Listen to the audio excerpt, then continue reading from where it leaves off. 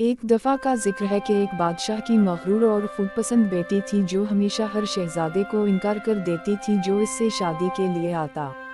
बादशाह ने देखा कि उसकी बेटी की गुरूर ने सबके दिल दुखाए और लोगों में नापसंदीदगी पैदा हो गई। आखिरकार बादशाह ने फैसला किया कि अब वो अपनी बेटी को सबक सिखाएगा और इसे एक फ़कीर के साथ उसकी शादी कर देगा ताकि वो अपने गुरूर को ख़त्म करे और अपनी ज़िंदगी की हकीकत को समझे। एक दिन एक गली में फ़कीर गाना गाते गली से गुजर रहा था तो बादशाह ने अपने गार्ड को हुक्म दिया कि इस फ़कीर को महल में लेकर आओ। जब फ़कीर को महल के अंदर लेकर आया तो फ़कीर ने गाना गाकर सुनाया। बादशाह गाना सुनने के बाद बोला कि अब तुम्हें मैं एक इनाम दूंगा, तुम्हें मेरी बेटी से शादी करनी होगी। फ़कीर शादी के लिए मान गया। शहजादी ने बार बार अपने वालिद से इल्तिजा की कि वो इस फैसले से दस्तबरदार हो जाएं, मगर बादशाह ने कहा कि जो वादा किया उसे पूरा किया जाएगा। शहजादी को मजबूर फ़कीर के साथ शादी करना पड़ी। जब शहजादी और उसका शौहर एक साथ सफ़र पर रवाना हुए तो उन्होंने मुख्तलिफ जगहें देखी, जैसे कि एक पुराना शिकार का मैदान। शहजादी ने अपने फ़कीर शौहर से पूछा कि ये शिकार का मैदान किसका है। फ़कीर शौहर ने जवाब दिया कि ये इस दाढ़ी वाले शहजादे का है जिससे आपने शादी से इनकार कर दिया था। आगे चल के एक खूबसूरत बाग देखा। दोबारा से पूछा कि ये बाग किसका है।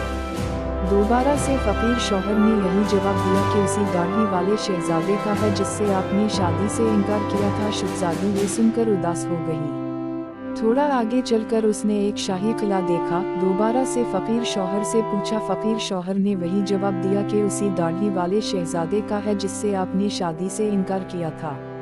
शहजादी सुनकर बोली, काश मैंने इनकार ना किया होता तो ये आज सब मेरे होते। तो फ़कीर शौहर ने सुनकर जवाब दिया कि तुमने मुझसे शादी कर ली है, अब तुम किसी और मर्द के बारे में नहीं सोच सकती।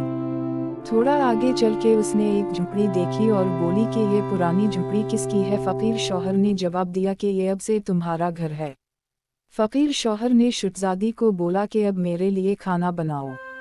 शहजादी को खाना बनाने नहीं आता था तो फ़कीर शौहर ने उसकी खाना बनाने में मदद की।